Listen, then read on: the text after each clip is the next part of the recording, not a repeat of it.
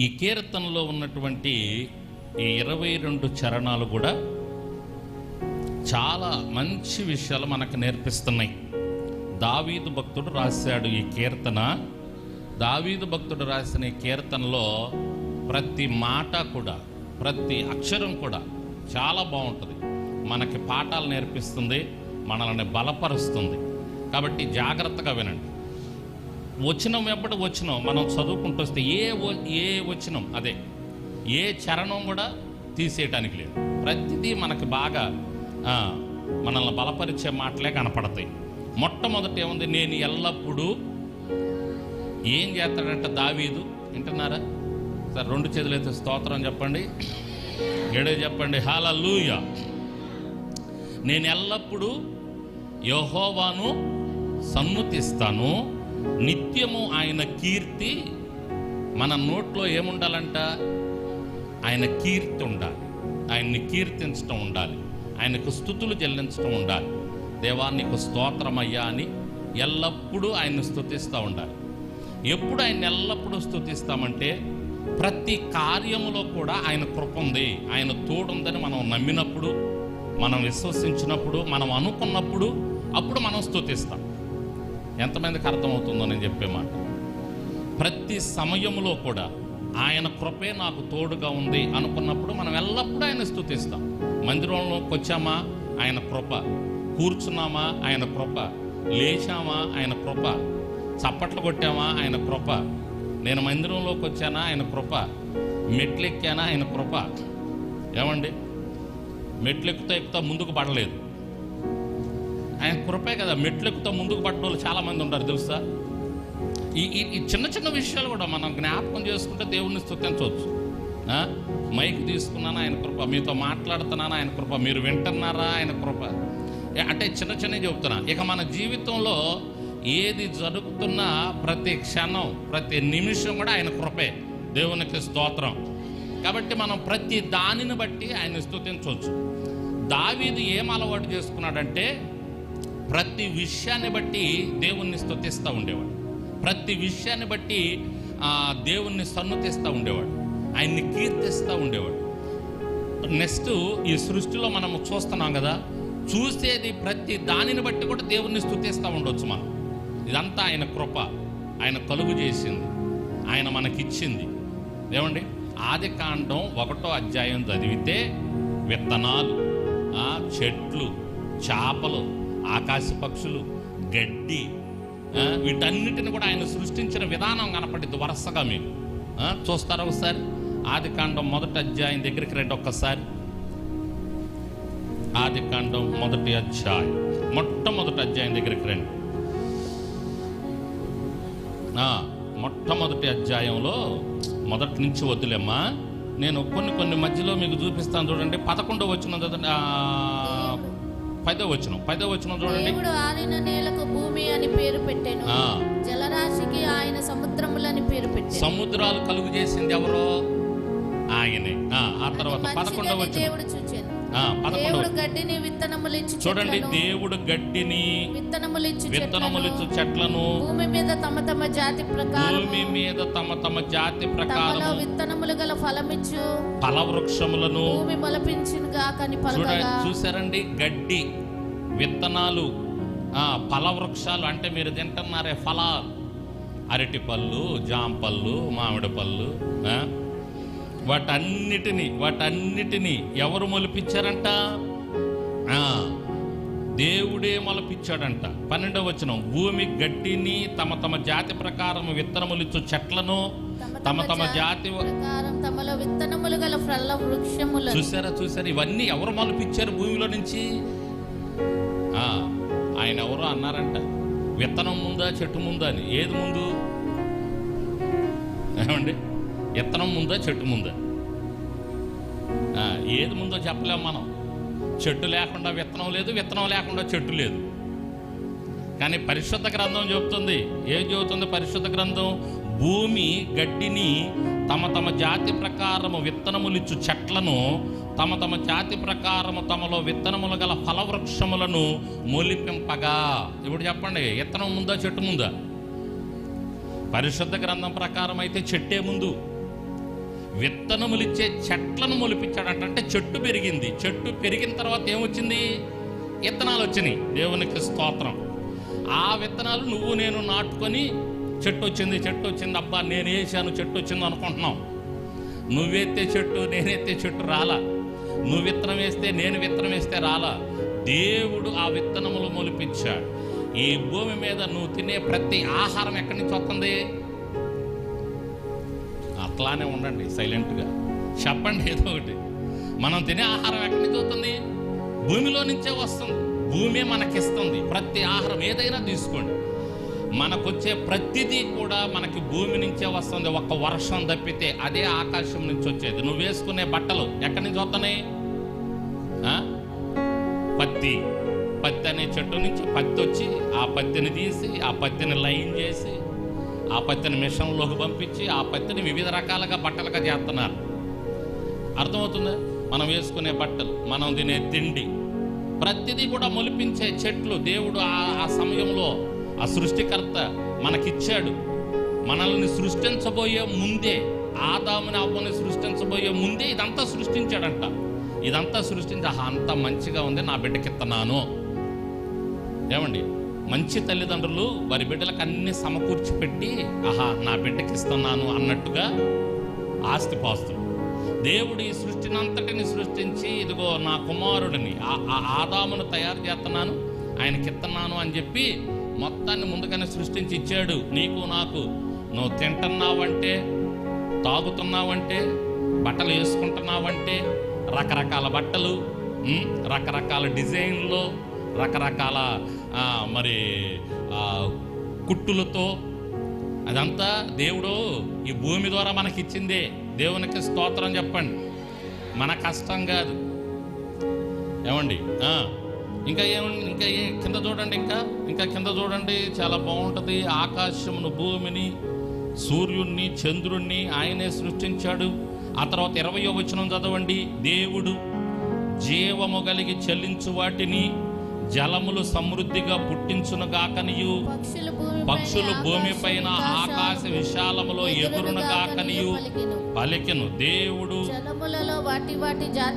జలములు సమృద్ధిగా పుట్టించిన మహామత్స్యములను, జీవము కలిగి చెల్లించు వాటిని దాని జాతి ప్రకారం ప్రతి పక్షిని సృజించెను. అది మంచిదని దేవుడు చూచెను. పక్షులు, మీరు చక్కగా చేపలు తెచ్చుకొని తింటున్నారు కదా. చేపలు, ఎన్ని రకాల చేపలు. దేవుడు జలములలో వాటి జాతి ప్రకారం, చేపల్లో కూడా జాతులు పెట్టాడు. మీరు చెప్తారు కదా, టక్క చెప్పేస్తారు. ఇప్పుడు 4-5 జాతులు చెప్పండి చేపల్లో. సందవా వచ్చింది ఫస్ట్. కాబట్టి వివిధ రకాలైనటువంటి జాతులకు సంబంధించిన చేపలని ఎక్కడ పుట్టించాడు దేవుడు? జలములలో పుట్టించాడు. పక్షులు, ఆ కింద జంతువులు ఉంటుంది, చలించు వాటిని జలములలో సమృద్ధిగా పుట్టించిన పక్షులు భూమిపైన ఆకాశమందు ఎగురునుగాకని ఆయన పలకగా. మత్స్యం అంటే చేపలు, పక్షులు ఇవన్నీ కలిగినాయి ఆయన నోటి మాటతో. దేవునికి స్తోత్రం చెప్పండి.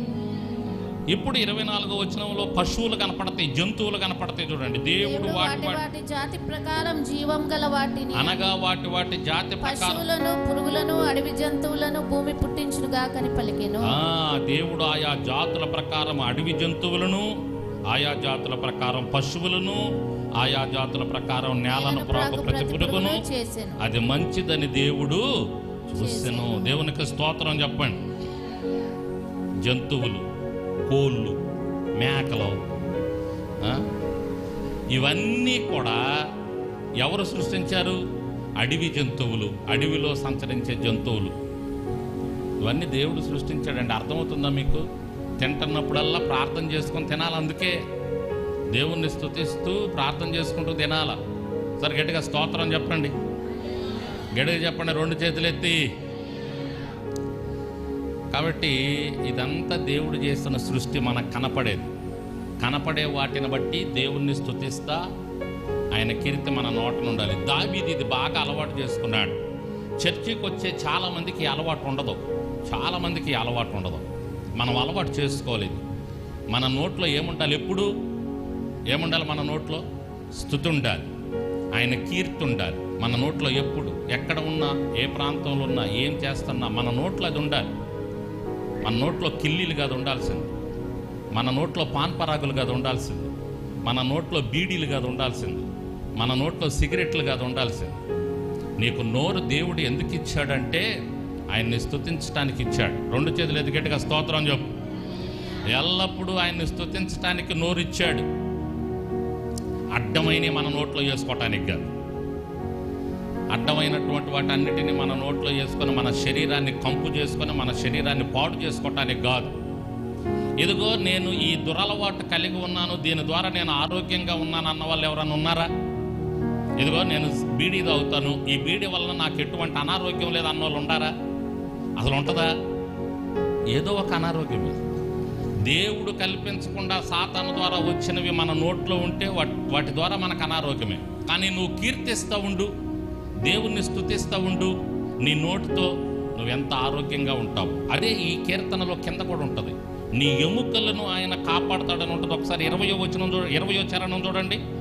34వ కీర్తనలో ఆయన వాని ఎముకలన్నీయు కాపాడును, వాటిలో ఒక్కటైనను ఇరిగిపోదు. దేవునికి స్తోత్రం.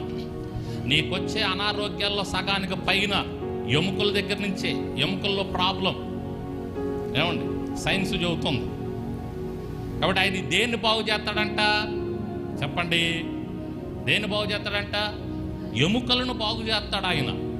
ఎముకలను బాగు చేస్తున్నాడంటే నీ ఆరోగ్యం బాగుందని అర్థమవుతుందా? ఎప్పుడు నీ నోట్లో ఆయన స్తుతి ఉండాలి, ఆయన్ని కీర్తించడం ఉండాలి. ప్రతి విషయాన్ని బట్టి మనం స్తుతించవచ్చు, ఎల్లప్పుడూ స్తుతించవచ్చు. ఎలా స్తుతించగలం ఎల్లప్పుడు అంటే ప్రతిదీ ఆయన ద్వారా జరుగుతుంది కాబట్టి, ఆయన ద్వారా మనం ముందుకెళ్తున్నాం కాబట్టి, ఆయన ద్వారా బ్రతుకుతున్నాం కాబట్టి, ఏమండి అని ఊపిరి తీసుకుంటున్నాం కాబట్టి ఎల్లప్పుడూ ఆయన్ని స్తుతిస్తూ ఉండొచ్చు. దావీదు అది అలవాటు చేసుకున్నాడు. ప్రియ సంగమా, మీరు కూడా ఇది అలవాటు చేసుకోండి, అలవాటు చేసుకుంటా ఉన్నాడు. ప్రతి సమయంలో ఒక దైవజనుని చూస్తాను నేను, నా దగ్గరకు వస్తూ ఉంటాడు. 5 నిమిషాలకు ఒకసారి దేవా నీకు స్తోత్రమయ్యా అంటుంటాడు. నేను ఆయన్ని చూసి నేర్చుకున్నాను. 5 నిమిషాలకు ఒకసారి, అసలు ప్రతిసారి అనొచ్చులే, మధ్యలో మాట్లాడుతుంటే మాటలు అయిపోగానే ఒక్కసారి మళ్ళీ దేవా నీకు స్తోత్రమయ్యా అంటాడు. నాకు చాలా ముచ్చటేస్తుంది. అబ్బా నీకు స్తోత్రం తండ్రి అంటే, అయ్యా నీకు స్తోత్రం. అబ్బా అంటే నానా అని, అబ్బా తండ్రి నీకు స్తోత్రం అనే ఆత్మని దేవుడు ఇవ్వాలి మనకి. దేవునికి స్తోత్రం అని చెప్పండి. ఆ దైవజనుడు 5 నిమిషాలకు ఒకసారి దేవా నీకు స్తోత్రమయ్యా, అయ్యా నీకు స్తోత్రమయ్యా అంటుంటాడు. అంటే ఏంటంటే దేవుడు కాపాడుతున్నాడు మనల్ని, ఎన్నో రకాలుగా కాపాడుతున్నాడు. మనం బ్రతుకుతున్నామంటే ఆయన కృప, మనం జీవిస్తున్నామంటే ఆయన కృప, నడుస్తున్నామంటే ఆయన కృప, ఎక్కుతున్నామంటే ఆయన కృప, దిగుతున్నామంటే ఆయన కృప, తింటున్నామంటే ఆయన కృప, ఏమండి? కాబట్టి ప్రతి విషయాన్ని బట్టి మనం దేవుణ్ణి ఏం చేస్తూ ఉండాలి? కృతజ్ఞతాస్తుతులు చెల్లిస్తూ ఉండాలి. 2 చేతులు ఎత్తిగట్టిగా స్తోత్రం చెప్పండి. హల్లెలూయా. కాబట్టి మన నోట్లో స్తుతి ఉండాలి, మన నోట్లో ఆయన కీర్తి ఉండాలి, ఎల్లప్పుడూ ఆయన్ని స్తుతిస్తూ ఉండాలి. ఇది చిన్నగా అలవాటు చేసుకుంటూ ఉండండి. చక్కగా ఆయన పాటలు పాడుకుంటూ ఉండండి, ఆయనకు ఆరాధన చేసుకుంటూ ఉండండి. నీ నోట్లో ఎల్లప్పుడూ స్తుతి ఉండాలి. ఇంకా వేరే ఏ ఉండకూడదు, వేరే ఏ నీ నోట్లో పెట్టబాక, స్తుతి పెట్టుకో.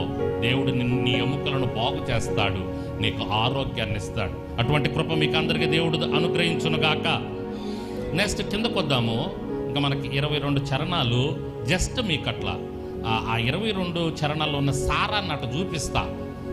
మీ హృదయాల్లో పెట్టుకోండి. యెహోవాను బట్టి నేను అతిశయించుచున్నాను, దీనులు దానిని విని సంతోషించెదరు. నాతో కూడి యెహోవాను కనపరచుడి, మనము ఏకముగా కూడా ఆయన నామమును గొప్ప చేయము. 1వ చరణం దగ్గర నుంచి 3వ చరణం వరకు ఈ 3 చరణాల్లో మనకి స్తుతి చేయటం, ఆయన్ని కనపరచటం, ఆయన్ని కీర్తించటమే ఉంటుంది. ఈ విషయాన్ని మీ హృదయంలో పెట్టుకోండి. మనము ఏకముగా కూడి ఆయన నామాన్ని గొప్ప చేయదమనే మాట 3వ చరణంలో చివరి మాట. నువ్వు నీ వ్యక్తిగతంగా నువ్వు దేవుణ్ణి స్తుతిస్తూ ఉండాలి. అదే సమయంలో నలుగురితో కలిసి, ప్రాముఖ్యంగా మనం సంఘంలో కలుగుతాం కదా, ఈ సంఘంలో కలిసినప్పుడు కూడా మనము అందరితో కలిసి దేవుణ్ణి స్తుతిస్తూ ఉండాలి, ఆయన్ని కీర్తిస్తూ ఉండాలి, ఆయన్ని కొనియాడుతూ ఉండాలి. ఆయన చేసిన మేలులను బట్టి సహజంగా మనం మర్చిపోతున్నాం ఆయన చేసిన మేలు. పోయిన ఆదివారం నుంచి ఆదివారం వరకు ఎన్ని మేలు చేశాడో మన జీవితంలో. వీటన్నిటిని బట్టి మనం గుర్తు చేసుకొని దేవుణ్ణి స్తుతిస్తూనే ఉండాలి. అందరం ఏకముగా కూడి ఆయన నామాన్ని గొప్ప చేయాలి. దేవునికి స్తోత్రం చెప్పండి. హల్లెలూయా. దేవుడు మనకిచ్చిన కృపను బట్టి మనం చక్కగా స్తుతిస్తున్నాం అందరం కలిసి. కొన్ని డినామినేషన్స్లో కొన్ని దగ్గరలో స్తుతి ఉండదు, స్తుతి ఆరాధన ఉండదు, లేచి చేయటం స్తుతించటం ఉండదు. అది కూడా ఒక భాగం, అది కూడా మరి కార్యక్రమం అంతటిలో ఒక కూడికలో అది కూడా ఒక భాగంగా పెట్టుకోవాలి.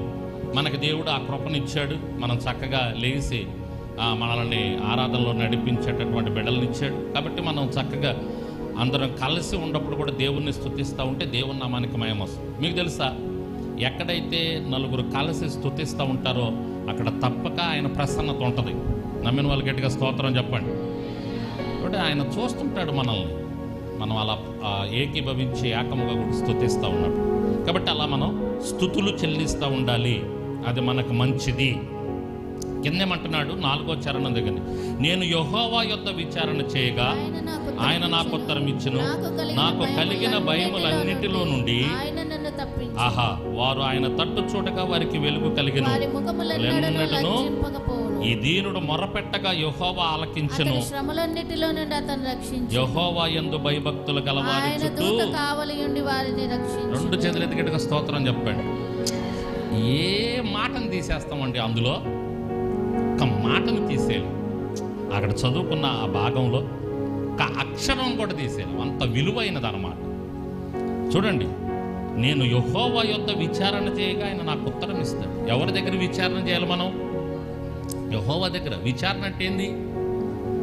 విచారణ చేస్తున్నామంటే అది సరైనదా కాదా అని తెలుసుకోవటం విచారణ చేయటం అంటే.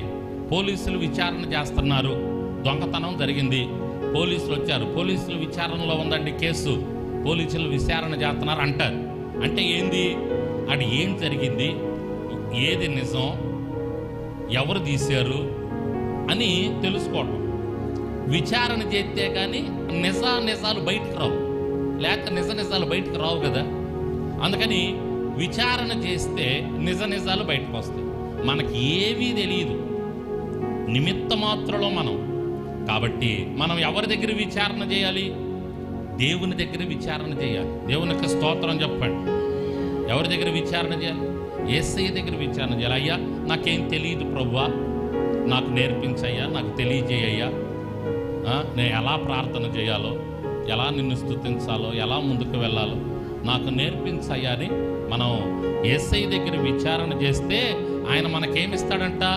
ఉత్తరం ఇస్తాడంట. అంటే మనకి సమాధానం ఇస్తాడు, తెలియజేస్తాడు. బిడ్డ ఇది పరిస్థితి, ఇలా ఇల్లు ఇలా ఉండు అని ఆయన మనతో మాట్లాడతాడు. విచారణ చెయ్యాలి దేవుని దగ్గర, మనం అడగాలి దేవుణ్ణి, ఆయన మనతో మాట్లాడతాడు. అలా మనం విచారణ చేసినప్పుడు ఆయన మనతో మాట్లాడి మనకున్న భయాలన్నిటిలో నుంచి మనల్ని ఆయన తప్పిస్తాడంట. ఒక్కొక్కరికి ఒక్కో భయం ఉంటుంది, ఆ భయాలన్నిటిలో నుంచి ఆయన మనల్ని తప్పిస్తాడంట. నీ భయాలన్నిటిలో నుంచి ఆయన నిన్ను తప్పిస్తాడు. నాకు ఏ భయం లేదన్న వాళ్ళు ఎవరన్నా ఉన్నారా? ఏదో ఒక భయం ఉంది మన జీవితంలో. మనం ఏదో ఒక భయాన్ని ఎదుర్కొంటున్నాం.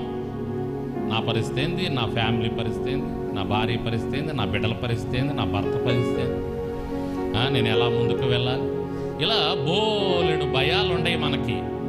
ఈ భయాలన్నిటిలో నుంచి మనల్ని తప్పిస్తాడు ఆయన. ఆయన దగ్గర మనం విచారణ చేసినాం. ఎలా తప్పిస్తాడంటే లజ్జింపకపోవును అంటే దాని అర్థం ఏంటంటే సిగ్గుపడరు. దేవునికి స్తోత్రం చెప్పండి. ఏం చేయాలంటే వాళ్ళు సిగ్గుపడరు. సిగ్గు ఎప్పుడు వస్తుంది మనకి? సహజంగా సిగ్గు అంటే మామూలుగా ఎవరైనా మనల్ని చూస్తున్నప్పుడు సిగ్గు వస్తుంది. అలా ఆ సిగ్గు కాదు. ఇక్కడ ఏ సిగ్గు?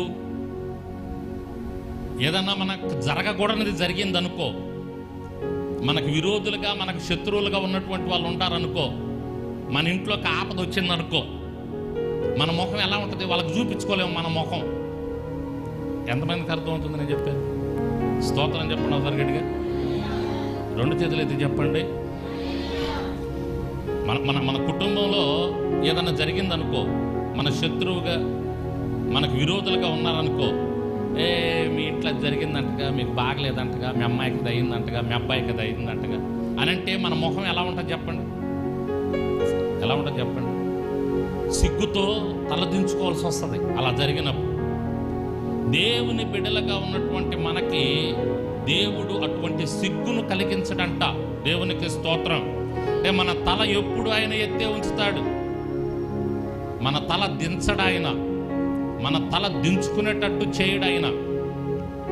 మనం ఆ విధంగా ముందుకెళ్తున్నప్పుడు ఆయన్ని స్తుతిస్తూ, ఆయన్ని కీర్తిస్తూ, ఆయన దగ్గర విచారణ చేస్తున్నప్పుడు మన తల దించుకునేటట్టు చేయడాయన, మన తల ఎత్తేటట్టు చేస్తాడు. అందరిలో మన తల పైకిగా ఉంచుతాడు. అనారోగ్యాల ద్వారా మన తల దించుకునేటట్లు, కష్టాలు శ్రమల ద్వారా మనం ఇబ్బంది పడుతూ మన తల దించుకునేటట్లు ఆయన ఉంచడం మనల్ని ఉంచుతున్నాడంటే ఒకవేళ విచారణ చేయట్లేదేమో, నువ్వు ఆయన దగ్గర ఆయనకు మొర్ర పెట్టట్లేదేమో. ఏమన్నాడు ఆ కింద?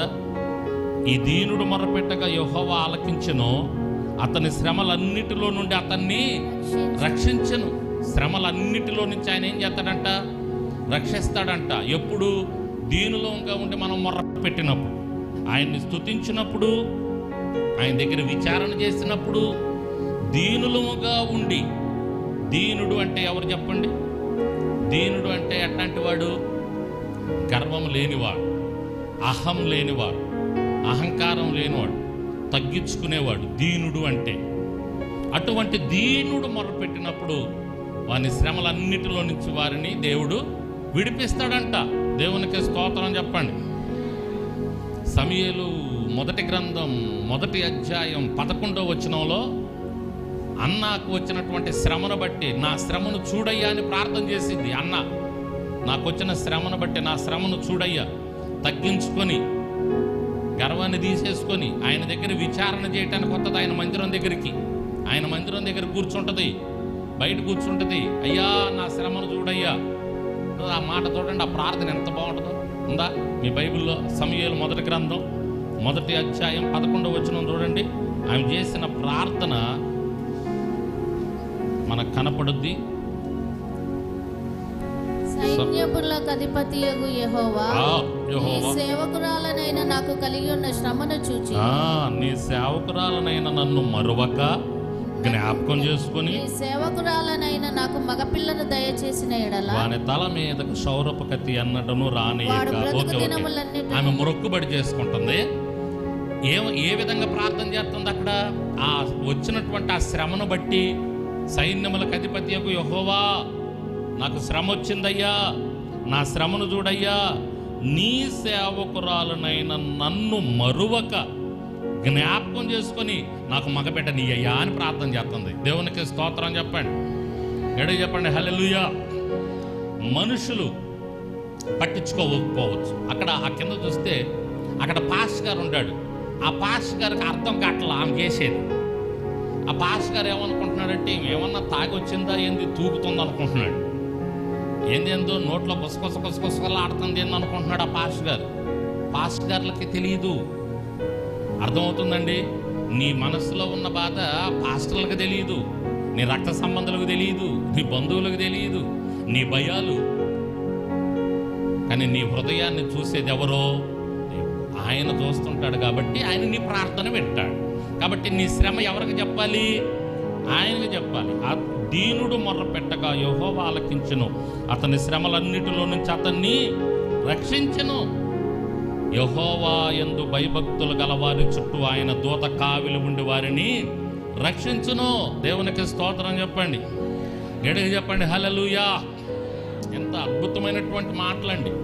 మీకు ఎంతవరకు ఎక్కుతుందో నాకు అర్థం కావట్లేదు. కానీ ప్రతి చరణం, ఆ చరణంలో ఉన్నటువంటి ప్రతి వాక్యం, ప్రతి పదం, ప్రతి అక్షరం చాలా అద్భుతంగా పరిశుద్ధాత్మదేవుడు రాయించాడు. చాలా అద్భుతంగా ఉంది.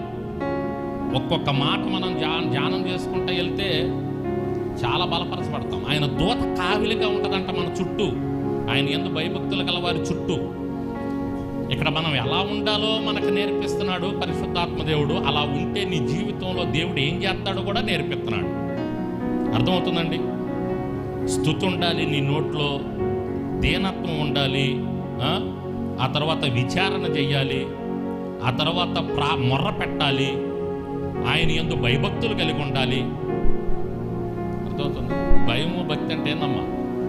ఏంది భయము భక్తి అంటే? దేవుడు అంటే భయం ఉండాలి, భయపడాలి. దేవుడు అంటే అమ్మో దేవుడు కొడతాడు, ఆయన మాట వినకపోతాడు, అది భయం భక్తి అంటే. అప్పుడు దూత వచ్చి కాపలాగా ఉంటాడు. మనుషుల కాపలాగా. మనుషులు ఎంతమంది కాపలాగా ఉంటా ఏం ప్రయోజనం ఉండదు. ఎవరు కాపలాగా ఉంటారు నీకు చుట్టూ? దేవుని దూతల కాపలాగా ఉంటాడు. అంటే ఎన్ని కోట్లు పెడితే అంత సెక్యూరిటీ వస్తుంది మనకి. ఏడా ఈ మధ్య బౌన్సర్స్ అని వచ్చారు. బౌన్సర్స్ ఎంత ఎత్తు ఉంటారు, ఇంత లావు ఉంటారు, నల్ల ప్యాంటు నల్ల షర్ట్ వేసుకొని ఉంటారు. బౌన్సర్స్ అంటున్నారు ఈ మధ్య. ఎవరన్నా రాజకీయ నాయకులు కానీ సినిమా యాక్టర్స్ కానీ జనాల మీద పడే ఆ స్థాయిలో ఉన్నోళ్ళు వచ్చినప్పుడు ఈ బౌన్సర్స్ని పెడుతున్నారు వాళ్ళకి డబ్బులు ఇచ్చి. ఈ బౌన్సర్స్ వాళ్ళ చుట్టూరు ఉంటారనమాట, ఇంకెవరిని రానియరు దగ్గరికి. ఆ బౌన్సర్స్ వల్ల కూడా కాదు, ఒకళ్ళని ఏదన్నా చేయాలనుకుంటే ఏమండి బౌన్సర్స్ ఆపగలరా? బౌన్సర్స్ ఉన్న వాళ్ళు కూడా మొన్న ఒక సినిమా యాక్టర్ పడ్డాడు బొక్కబోర్లా. ఎయిర్పోర్ట్లో నుంచి మెట్టి ఎక్కబోతాను ఏదో గబుక్కన పడిపోయాడు ముందుకి. పడ్డాకొచ్చి బౌన్సర్స్ లేపుతున్నారు మూతి బగిలేక. ఏమండి ఈ లోకంలో సెక్యూరిటీ అలా ఉంటుంది మనుషులది. కానీ దేవుని సెక్యూరిటీ ఆ బౌన్సర్స్కి కొన్ని వేల రూపాయలంట. ఒక్కొక్కరికి రోజుకొచ్చి ఎన్ని వేల రూపాయలు ఇవ్వాలంట, అప్పుడు కానీ రారంట వాళ్ళు. ఏమండి మనుషుల సెక్యూరిటీ అలా ఉంటుంది. దేవదూతల సెక్యూరిటీ కావాలి అంటే నువ్వు ఎన్ని కోట్లు ఇవ్వాలి? ఎందుకంటే ఏ ఆపద రాదు నీ దగ్గరికి. ఎందుకంటే దేవదూతలకి నీ దగ్గరికి ఏ ఆపద ఉందో ముందే తెలిసింది వాళ్ళకి, కాబట్టి వాళ్ళు కాపాడుతుంటారు నిన్ను. ఎంతమందికి అర్థమవుతుందో గట్టిగా స్తోత్రం చెప్పండి.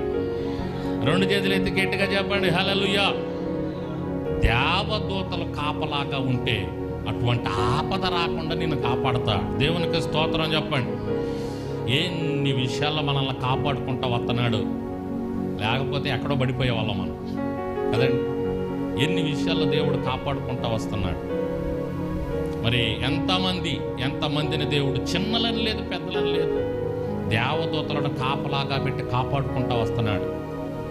కాబట్టి నువ్వు ఏ పని చేస్తున్నా, అది చిన్న పనైనా పెద్ద పనైనా, దేవుడు నీకు కాపలాగా ఉండి కాపాడుతాడు. దేవదూతలు నీకు కాపలాగా ఉంటారు. దానికి నువ్వు డబ్బులు కట్టక్కర్లేదు, పైసా కూడా. వాళ్ళు సెక్యూరిటీగా వస్తారు నీకు. నువ్వు చేయాల్సిన పని ఏంటంటే భయము కలిగి ఉండాలి. దేవుడు అంటే కొంచెం భయం కలిగి ఉండాలి. అమ్మో నా దేవుడు కొడతాడు, అమ్మో నా దేవుడి దగ్గర నేను భయంగా నడుచుకోవాలి అనే ఆ భయం నీలో ఉండాలి. అది దేవుడు చూడాలి, అది దేవునికి కనపడితే నీలో ఎంత మాత్రం భయం ఉందో. దేవుడు అంటే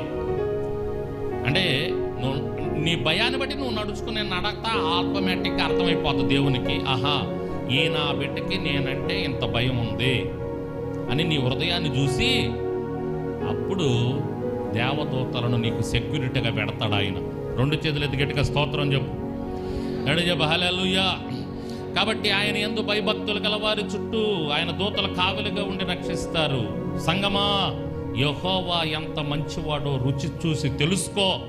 8వ చరణంలో ఆయనను ఆశ్రయించు నరుడు ధన్యుడు. ఆయన్ని రుచి చూడు ఒకసారి, అర్థమైతే ఆయన టేస్ట్ ఎలా ఉంటుందో, ఆయన ఎంత ఉత్తముడో, ఆయన ఎంత మంచివాడో. ఉత్తముడు అంటే మంచివాడు అని అర్థం. ఆయన ఎంత మంచివాడో ఎంత ఉత్తముడో నీకు రుచి చూస్తే అర్థమైతే వదిలిపెట్టలేవు ఆయన్ని. ఆయనతో కలిసి సహవాసం చేస్తున్నప్పుడు, ఆయనతో ప్రార్థన చేసుకుంటున్నప్పుడు, ఆయన ధ్యానం చేస్తున్నప్పుడు, ఆయన స్తుతిస్తున్నప్పుడు ఆయన్ని రుచి చూసావనుకో, మంచి బిర్యానీ లాగా రుచిగా ఉందనుకోండి, మరలా అక్కడికి వెళ్తారు. అవునా కాదు? కాబట్టి దేవుడు ఎంత రుచి కలిగినటువంటి వాడో టేస్ట్ చూడొకసారి. అంటే ఆహారం కాదు, ఆయనతో సహవాసం చేస్తున్నప్పుడు, ఆయన్ని స్తుతిస్తున్నప్పుడు, ఆయనకు ప్రార్థన చేసుకుంటూ ముందుకెళ్తున్నప్పుడు, ఆయనకు భయభక్తులు కలిగి ముందుకెళ్తున్నప్పుడు ఆ రుచి నీకు అర్థమైంది. కాబట్టి యెహోవా ఎంత ఉత్తముడో రుచి చూసి తెలుసుకో. యెహోవా భక్తులారా ఆయన యందు భయభక్తులు ఉంచండి. ఆయన యందు భయభక్తులు ఉంచువానికి ఏమీ కొదవలేదు. 10వ చరణం చదవండి అందరూ ఒకసారి. సింహపు పిల్లలు లేమి గలవై ఆకలి కొనను, యెహోవాను ఆశ్రయించు వారికి ఏ మేలు కొదువై ఉండదో. రెండు చేతులు ఎత్తి గట్టిగా స్తోత్రం చెప్పండి. సింహపు పిల్లలు ఆకలి కొంటాయేమో. సింహం అంటే మృగరాజు, అడవికి రాజు.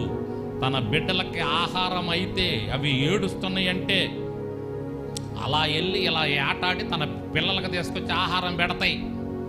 మృగరాజు కాబట్టి, బలవంతుడు కాబట్టి, తలుసుకుంటే ఎట్టంటే మాంసాన్నైనా తీసుకొచ్చి తన బిడ్డలకు పెట్టుకుంటాయి. అట్లాంటి సింహపు పిల్లలైనా ఆకలి కొంటాయేమో కానీ నా పిల్లలు మాత్రం ఆకలి కొనరు. దేవునికి స్తోత్రం చెప్పండి. ఏ దిక్కు నుంచి వచ్చి పడిద్దో నీకు ఆహారం, నీకు భోజనం, నీ కడుపు నిండా తృప్తిగా నువ్వు భోంచేస్తావు. ఎప్పుడు ఆయన యందు భయభక్తులు కలిగి ఉన్నప్పుడు ఏమీ కొదువలేదు, ఏమీ కొదువలేదు. సింహపు పిల్లలు ఏమి కలిగి ఉంటాయేమో కానీ ఆయనను ఆశ్రయించు వారికి మాత్రం ఏ మేలు. బా, ఎంత ఎంత మంచి మాటలండి, ఎంత మంచి మాటలు. ఎక్కుతుందా మీకేమన్నా? ఎక్కుతుందా? ఆయన రుచి చూస్తున్నారా? ఆయన ఎంత గొప్పవాడో తెలుసుకుంటున్నారా? ఆయన ఎంత గొప్ప శక్తిమంతుడో, నీ కోసం ఏమేమి చేస్తున్నాడో, ఏమేమి చేశాడో మీకు అర్థమవుతుందా? 2 చేతులు ఎత్తండి, ఒకసారి గట్టిగా స్తోత్రం చెప్పండి. హల్లెలూయా. 34వ కీర్తన వీలైతే ఎప్పుడు చదువుకుంటూ ఉండండి మీకు ఖాళీగా ఉన్నప్పుడల్లా. ఈ 34వ కీర్తన ఒకటి, 91వ కీర్తన ఒకటి, 92వ కీర్తన, 123వ కీర్తన, 23వ కీర్తన, మొదటి కీర్తన, ఇలా ఈ 150 కీర్తనలు కొన్ని కీర్తనలు ఉంటాయి. ఈ కీర్తనలు చదువుకుంటూ ఉండండి, చాలా బాగుంటుంది. అంటే విశ్వాసంలో మీరు బలపరచబడతా ఉంటారు, మీరు బలపరచబడతా ఉంటారు.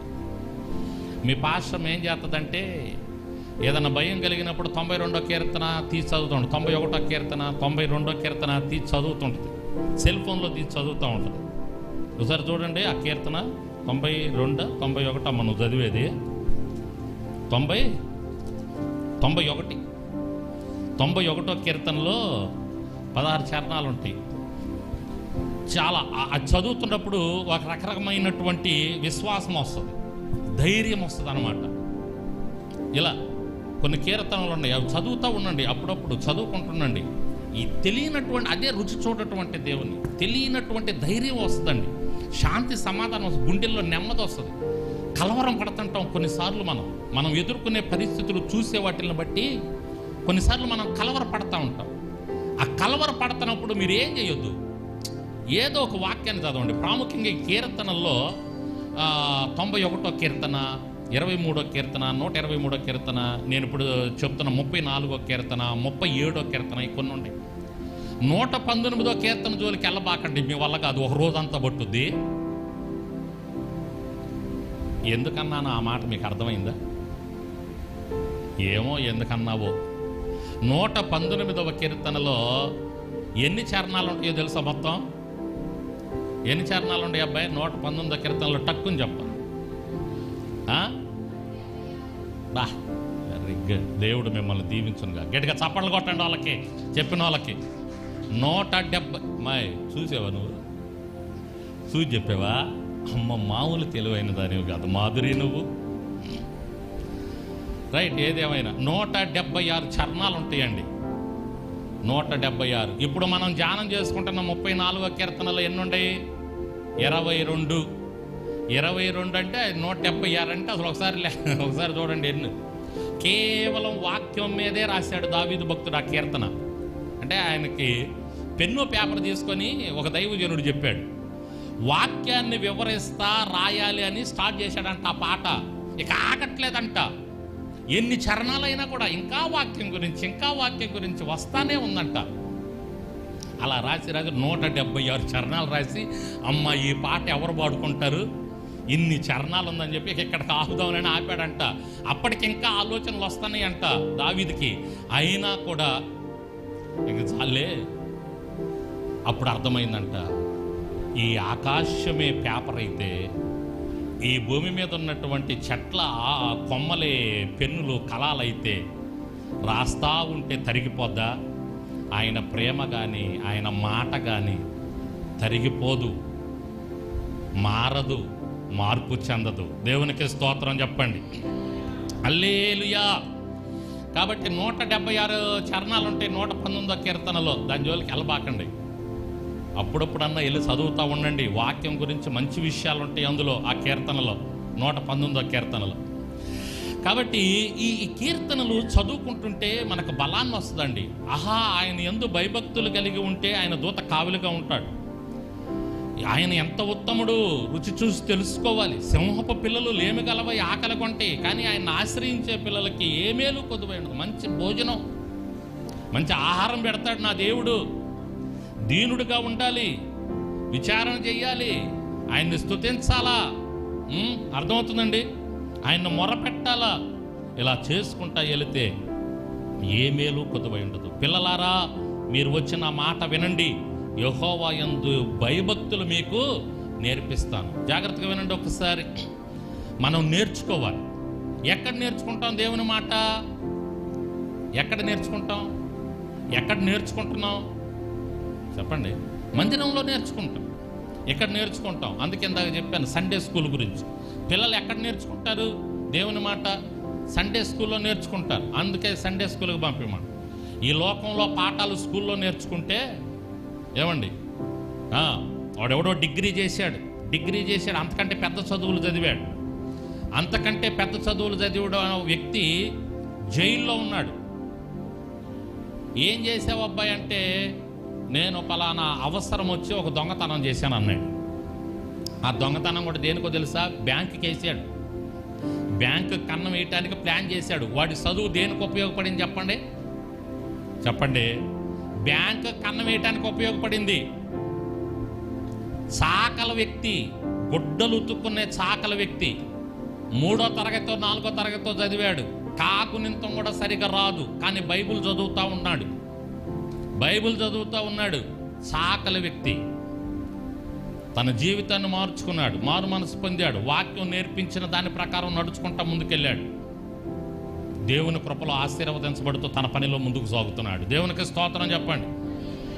ఆడేం చేశాడు? పెద్ద చదువులు చదువుకున్నాడు, జైల్లో ఉన్నాడు. అంటే వాడికి వాక్యం తెలియదు, ఈ లోకం చరిత్రలంతా శాస్త్రాలన్నీ తెలుసు, కానీ వాడు అవన్నీ చదివి ఎక్కడున్నాడు? జైల్లో ఉన్నాడు. గుడ్డలుతుకునే సాకలు వాడు దేవుని మాటను చదువుతా ఆశీర్వదించబడతా తన పని చేసుకుంటా తన కుటుంబంతో శాంతి సమాధానంతో ఉన్నాడు. అది రబ్బాయి విషయం. 2 చేతులు ఎదిగట్టుగా స్తోత్రం చెప్పు. కాబట్టి ఈ లోకములో శాస్త్రాలన్నీ దేవుని యందలి భయభక్తులు మనకు నేర్పించలేవు. ఈ లోకంలో ఎలా వెళ్ళాలో నేర్పిస్తాయి, ఎలా ముందుకు సాగాలో. దేవుని యందుల భయభక్తులు నేర్పించలేవు కాబట్టి మనం పాపం చేస్తాం.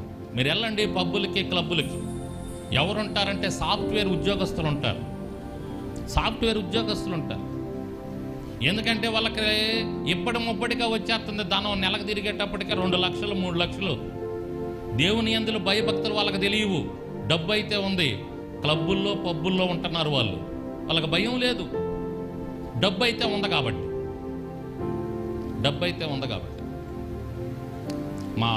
మన అబ్బాయి వెస్లీ చెప్తుంటాడు. వెస్లీ సాఫ్ట్వేర్ ఉద్యోగం చేస్తున్నాడు హైదరాబాద్లో. ఆ ప్రాంతంలో ఉండే ఆ పరిస్థితులు చెబుతుంటాడు అప్పుడప్పుడు. ఆ సాఫ్ట్వేర్ ఉద్యోగస్తులు ఎంత ఘోరంగా ఉంటారో, ఎంత భయంకరంగా ఉంటారు. డబ్బు విస్తారంగా వస్తుంది పాస్టర్ గారు, డబ్బు విస్తారంగా వస్తుంది, ఇష్టానుసారంగా జీవిస్తున్నారు అని చెబుతుంటాడు. చూడండి, మీరు వారం తిరిగేటప్పటికే కారుల్లో వచ్చేస్తున్నారు. ఇప్పుడు రామాపురం, మన చీరాల బాగా ఫేమస్ అయిపోయింది. వీళ్ళు ఎవరు ఎక్కువ? హైదరాబాదులో ఈ సాఫ్ట్వేర్ ఉద్యోగం చేసేవాళ్ళు. 2 లక్షలు నెల తిరిగాడు, 30 రోజులు గిర్రుని తిరిగిపోతున్నాయి. 2 లక్షలు 3 లక్షలు చేతిలో పడుతున్నాయి. కార్లు వేసుకొని ఇక్కడికి వస్తున్నారు, ఒక 20,000 30,000 ఖర్చు చేస్తున్నారు, తింటున్నారు, తాగుతున్నారు, ఇష్టానుసారంగా జీవిస్తున్నారు, వెళ్ళిపోతున్నారు. భయంకరమైన యాక్సిడెంట్లు జరుగుతున్నాయి. మళ్ళా సాఫ్ట్వేర్ ఉద్యోగస్తులే, కానీ దేవుని యందలి భయభక్తులు వాళ్ళకి తెలియవు. చాకలుడికి తెలిసిన భయం కూడా వాడికి తెలియదు దేవుడంటే. వీడు ఎందుకని వీడికి తెలిసిందంటే వాక్యాన్ని చదువుతున్నాడు, భయం కలిగి ఉంటున్నాడు, జాగ్రత్త కలిగి ఉంటున్నాడు, ఉన్నదానిలో తృప్తిగా సంతృప్తిగా ముందుకెళ్తున్నాడు. దేవునికి స్తోత్రం, హల్లెలూయా. కాబట్టి భయము భక్తి మనకి దేవుని యొక్క వాక్యంలో నేర్పించబడుతుంది. అందుకే రా, నేర్చుకో, దేవుని వాక్యం నేర్చుకో. ఇక్కడ కూడా ఆదివారం ఈ కూడికలు మీకు కూడా నేను ఏదో ఒకటి నేర్పించడానికి ప్రయత్నం చేస్తుంటా. ఎందుకంటే మీరు నేర్చుకున్నారనుకో జాగ్రత్త పడతారు. మనకి ఏవేవో అవసరం లేదు, కానీ శాంతి సమాధానముతో ఆరోగ్యంగా పట్టెడు అన్నం తింటాం చాలు, ఎన్నుంటేమి లాభం. గట్టిగా స్తోత్రం చెప్పు, హల్లెలూయా. మీకు తెలుసా, కడుపు నిండా అన్నం తినేవాళ్ళు లేరు ఇప్పుడు భూమి మీద. ప్రశాంతంగా ఉప్పు కారం మసాలా దట్టించి కడుపు నిండా అన్నం తినేవాళ్ళు లేరు. భయపడిపోతుంది జనం, భయపడిపోతున్నారు, దిగులు పడుతున్నారు, కలవరం, కంగారు, భయంకరం భూమి మీదకి వచ్చేసింది. ప్రసంగి భక్తుడు అంటాడు, కడుపారా అన్నం తింటమే నాయన మనకు కావాల్సింది అంటాడు. నమరా? చూడండి, ప్రసంగి గ్రంథంలో మాట చూపిస్తా చూడండి కావాలి. అందుకనే మా చక్రి ఏం చేస్తాడంటే కడుపారా అన్నం తింటాడు. అంతకంటే ఏముంది అన్నట్టుగా మా ఫ్రాన్సిస్ గారు కూడా అదే మాట అంటుంటాడు. చూడండి అక్కడ ప్రసంగి గ్రంథంలో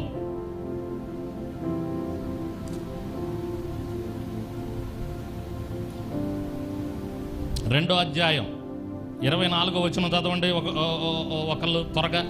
అన్నపానములు పుచ్చుకొనుట కంటెను, తన కష్టార్జితము చేత సుఖపడుట కంటెను నరునికి మేలైనది ఏముంది చెప్పండి?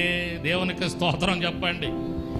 అన్నపానములు తృప్తిగా తినటం కంటే, కష్టార్జితం నువ్వు అనుభవించడం కంటే ఇక మేలైంది ఏది లేదు. ఈ భూమి మీద నువ్వు తీసుకెళ్లేది ఏదీ లేదు. ఈ రెండే నువ్వు తీసుకెళ్లేది. రేపు అమ్మయ్య ప్రశాంతంగా తృప్తిగా భోంచేశాను, కాసేపు నా కష్టార్జితాన్ని నా కుటుంబ సభ్యులతో నేను గడిపాను, సంతోషించాను. అదే ఈ భూమి మీద సంతృప్తి అండి. నువ్వు ఎంత పరిగెత్తినా ఎన్ని చేసిన అమ్మాయి, అర్థమవుతుందా? కాబట్టి ఎన్నుండి ఏమి లాభం?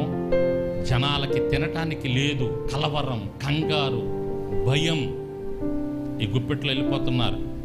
దేవుడంటే భయం లేదు, దేవుడంటే భయభక్తులు కలిగి ఉండట్లా మానవుడు. అందుకనే ఈ లోకంలో భయాలన్నీ ఎదుర్కొంటున్నాడు. ఏమండి, చిన్నవాడు నయమండి, తక్కువ పని చేసుకునేవాడు, చిన్న పని చేసుకునేవాడు నయం. దేవుడంటే భయభక్తులు కలిగి తృప్తిగా సంతోషంగా ముందుకెళ్తున్నారు. కాబట్టి దేవుడంటే భయభక్తులు కలిగి ఉండటం నేర్పిస్తారా? నేర్చుకోవచ్చి నీ బిడ్డలను పంపి సండే స్కూల్కి అందుకే నేర్చుకుంటారు. చిన్నప్పుడే వాళ్ళు నేర్చుకుంటారు, రేపు ప్రయోజకులు అవుతారు. దేవుడంటే భయం కలిగి ఉంటారు. రా, దేవుడంటే భయభక్తులు ఏంటో నేర్పిస్తాను. మేలు నుందుచు అనేక దినములు బ్రతుకోరు వాడు ఎవడైనా ఉన్నాడా? 13వ చరణం, చెడ్డ మాటలు పలకకుండా నీ నాలుకను, కపటమైన పాటలు పలకకుండా నీ పెదవులను, కీడు చేయటమా అని మేలు చేయము, సమాధానం వెతికి దానిని. దేవునికి స్తోత్రం చెప్పండి. ఇదిగో నువ్వు చూసే దాని గురించి రాయలేదు, నువ్వు వినే దాని గురించి రాయలేదు, నువ్వు మాట్లాడే దాని గురించి రాశాడు ఇక్కడ భక్తుడు. జాగ్రత్తగా మాట తీసుకోండి, నేను ముగింపులోనికి వచ్చేస్తున్నా. నువ్వు చూసేది నీ వ్యక్తిగతం. నువ్వు చూసేది, నువ్వు ఏది చూస్తున్నావో అది నీ వ్యక్తిగతం. అది నిన్ను చెడగొట్టుద్ది.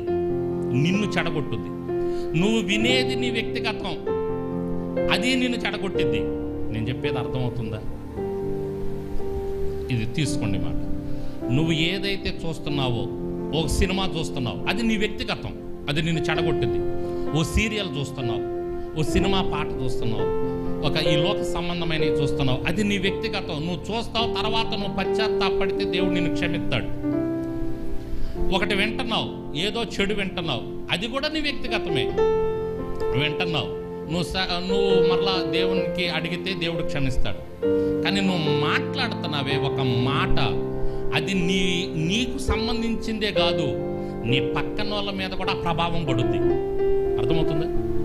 నువ్వు ఎవరి మీదైనా ఒక చాడి చెప్పావు అనుకో, ఏడన్నా వెళ్ళి, ఇప్పుడు ఎవరికి నష్టం కలుగుతుంది? నీ నోట్లో నుంచి వచ్చే ఆ మాట ఎవరికి నష్టం కలిగించిద్ది? నువ్వు ఎవరి మీదైతే చెప్పావో వారికి ఆ నష్టం కలిగించిద్ది. ఇంతకంటే వివరంగా చెప్పడం నాకు అర్థం కావట్లా, ఇంతకంటే చెప్పలేను. అర్థమైనోడు ధన్యులు, అర్థం కాకపోతే నేనేం చేయలేను. 2 చేతులు ఎత్తి గట్టిగా స్తోత్రం చెప్పండి.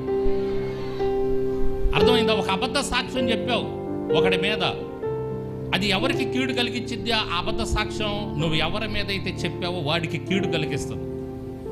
2 భార్య భర్తల మీద మధ్య సిచ్చు పెట్టడానికి ఒక మాట చెప్పావు, ఆ మాట ఎవరి మీద ప్రభావం చూపిస్తుంది? ఆ భార్య భర్తల మధ్య. నీకు వ్యక్తిగతం కాదు, అది చూసింది నీ వ్యక్తిగతం, వినేది నీ వ్యక్తిగతం, నువ్వు చెప్పేది మాత్రం ఇతరులకి కీడు కలిగిస్తుంది. కాబట్టి నీ నోటి మాట జాగ్రత్త, నీ నోటి మాటను కాచుకో, నీ నాలుకను కాపాడుకో జాగ్రత్తగా. అందుకే ఆ నాలుకకి నరం పెట్టాల దేవుడు. నరం లేని నాలుక చాలా డేంజర్. నీ కన్ను నీ వ్యక్తిగతం, నీ చెవి నీ వ్యక్తిగతం, కానీ నీ మాట ఉంది చూసారా, అది ఇతరులకు హాని కలిగిస్తుంది. అందుకని అక్కడ భక్తుడు అంటున్నాడు, కపటమైన మాటలు పలకకుండా నీ పెదవులను కాచుకో, కీడు చేయుట మాని మేలు చేయి. దేవునికే స్తోత్రం చెప్పండి. హల్లెలూయా. కాబట్టి నీ మాట ప్రాముఖ్యమైనది. ఎన్ని అద్భుతమైనటువంటి విషయాలు. యెహోవా దృష్టి నీతిమంతుల మీద ఉన్నది, ఆయన చెవులు వారి మొరలు ఒగ్గి ఉన్నాయి. దుష్క్రియలు చేయవారి జ్ఞాపకమును భూమి మీద నుండి కొట్టివేటుకై యెహోవా సన్నిధి వారికి విరోధముగా ఉన్నది. 17వ వచనం అందరం కలిసి చదువుదాం. నీతిమంతుల మొర్ర పెట్టగా యెహోవా ఆలకించును, వారి శ్రమలన్నిటిలో నుంచి వారిని విడిపించును. ఎవరిని విడిపిస్తారంట? నీతిమంతులు మొర్ర పెట్టినప్పుడు. విరిగిన హృదయం గలవారికి ఆయన ఆసనుడు, నలిగిన మనస్సు ఎవరైతే కలిగి ఉంటారో వాళ్ళని ఆయన దర్శిస్తుంటాడు. విరిగి నలిగిన హృదయంతో ఎవరైతే తగ్గించుకొని ప్రార్థన చేస్తుంటారో వాళ్ళని ఆయన చూస్తూ ఉంటాడంట. కాబట్టి 19వ చరణం, నీతిమంతునికి కలుగు ఆపదలు అనేకములు, వాటన్నిటిలో నుంచి యెహోవా వానిని విడిపించును. ఆయన వాని ఎముకలన్నిటినీ కాపాడును, వాటిలో ఒక్కటైనను విరిగిపోదు. చెడుతనము భక్తిహీనులను సంహరించును, నీతిమంతుని ద్వేషించు వారు అపరాధులుగా ఎంచబడుదురు. చివరి మాట చెప్పి నేను ముగిస్తాను. చివరి చరణంలో, యెహోవా తన సేవకుల ప్రాణమును విమోచించును, ఆయన శరణు దొచ్చిన వారిలో ఎవ్వరును అపరాధులుగా ఎవరైతే ఆయన శరణు దొచ్చు ఉంచుతారో రేపొద్దున ఆయన ముందుకు అందరు వెళ్తారు. తస్మాత్ జాగ్రత్త, నువ్వు కూడా నిలబడతావు ఆయన ముందు. రేపొద్దున ఆయన వచ్చాక మనందరం నిలబడతాం ఆయన ముందు. ఆయన దగ్గర ఇలాగే గ్రంథాలు ఉంటాయి, గ్రంథాలు తెరవబడతాయి. ఈ గ్రంథాలు తెరవబడినప్పుడు నీ పేరు వస్తుంది, నీ పేరు మీద నీ చరిత్ర వస్తుంది. నువ్వు ఎప్పుడైతే ఇదిగో ఈ లక్షణాలు కలిగి నీతిమంతుడిగా ఉండి ఆయన పాదాలు పట్టుకుంటా. నీతిమంతుడు ఎవరు అంటే ఒక్కడు కూడా లేడు ఈ భూమి మీద, ఒక్కడే నీతిమంతుడు. ఎవరైతే మారు మనస్సు పొంది ఆయన నమ్మి బాప్తిజం తీసుకుంటారో వారు మాత్రమే. దేవునికి స్తోత్రం చెప్పండి. నీతిమంతులని ఆయన అపరాధులుగా ఎంచడో.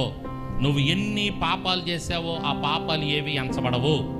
ఎప్పుడు నువ్వు బాప్తిజం తీసుకున్నప్పుడు, నువ్వు ఆయన రక్తంలో కడగబడినప్పుడు, ప్రతి ఆదివారం ఆయన శరీరాన్ని ఆయన రక్తాన్ని తీసుకుంటున్నప్పుడు నువ్వు నీతిమంతుల జాబితాలోకి వస్తావు. అప్పుడు పలాని వ్యక్తి, ఓ నువ్వా, అయితే నీ అపరాధాలు ఏమి నేను గుర్తుపెట్టుకోవట్లేదు, నువ్వు మారు మనసు పొందావుగా, బాప్తిజం తీసుకున్నావుగా, ఓకే నువ్వు పరలోకానికి వెళ్ళిపో అంటాడు. అక్కడ గట్టిగా చాపట్లు కూడా దేవుని నామమున మహిమపరుద్దాం. హల్లెలూయా. అటువంటి కృప నీతిమంతులకు దొరుకుద్ది. నీతిమంతులు కాని వాళ్ళకి, అబ్బాయి నువ్వు పలానా అపరాధం చేసావు ఒకరోజు, అది క్షమించబడలేదు. పలానా రోజు ఒక మాట అన్నావు, నేను క్షమించలా, నా ద్వారా నువ్వు క్షమాపణ పొందలా. పలానా రోజు ఈ పాపం చేసావు, పలానా రోజు ఇది చూసావు, మరి క్షమాపణ పొందలేదేంది? నువ్వు? అయ్యా ఎలా వస్తుందయ్యా క్షమాపణ? నేను చెప్పించాను కదా నా సేవకుల ద్వారా ఎలా వస్తుందో క్షమాపణ. నమ్మి మారు మనసు పొంది బాప్తిజం తీసుకోవడం ద్వారా క్షమాపణ వస్తుందని చెప్పానుగా, మరి ఇటుకేంది నువ్వు క్షమాపణ పొందలేదు? అయ్యా నన్ను క్షమించయ్యా, ఇప్పుడు క్షమించయ్యా, ఇప్పుడు వెళ్ళి బాప్తిజం తీసుకొని వస్తానయ్యా అంటే ఆ పప్పులేం ఉడకం అంటాడు ఆయన. దేవునికి స్తోత్రం.